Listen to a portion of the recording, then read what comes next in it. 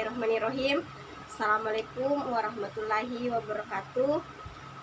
Perkenalkan, nama saya Nur Faida dengan NIM 200222064, program studi Administrasi Publik reguler 2 semester 3. Nah, untuk mengefisienkan waktu, langsung saja saya akan mencoba menjawab pertanyaan yang telah diberikan. Soal yang pertama yaitu apa konsep dasar perilaku organisasi.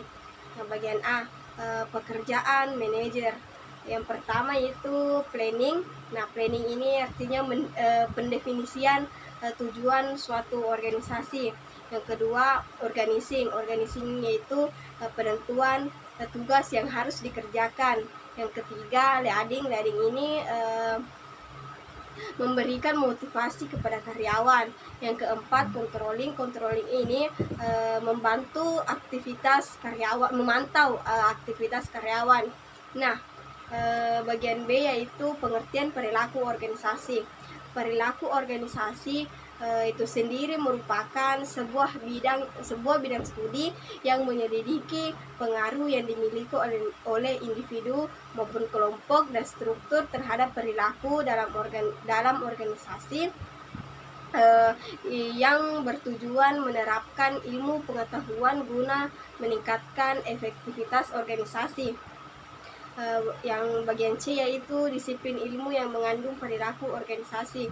Yang pertama yaitu ada psikologi, yang kedua sosial psikologi, yang ketiga sosiologi, dan yang keempat antropologi.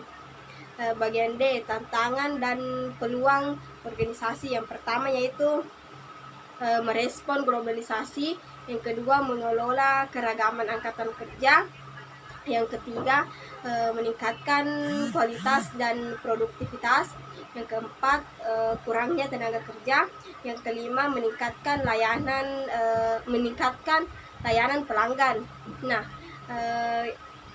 soal nomor 2 yaitu faktor internal yang membedakan antara individu antara lain. Yang pertama yaitu faktor jenis ras atau keturunan, yang kedua jenis kelamin, yang ketiga sifat fisik, yang keempat kepribadian, yang kelima intelijensia, yang keenam bakat. Nah, adapun faktor eksternalnya yaitu yang pertama pendidikan, yang kedua agama, yang ketiga kebudayaan, yang keempat lingkungan, yang kelima sosial dan budaya.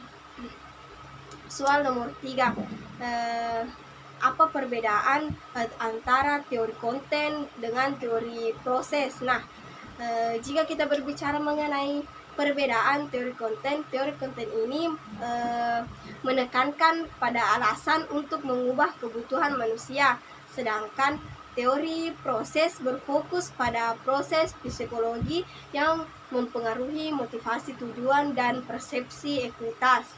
Dan soal yang keempat yaitu perbedaan teori kebutuhan Maslow dengan teori konten lainnya. Teori kebutuhan Maslow yaitu tidak ada kebutuhan yang terjadi bersamaan di antara kategori-kategori kebutuhan. Jadi kebutuhan itu sendiri dipuaskan terlebih dahulu daripada yang paling bawah.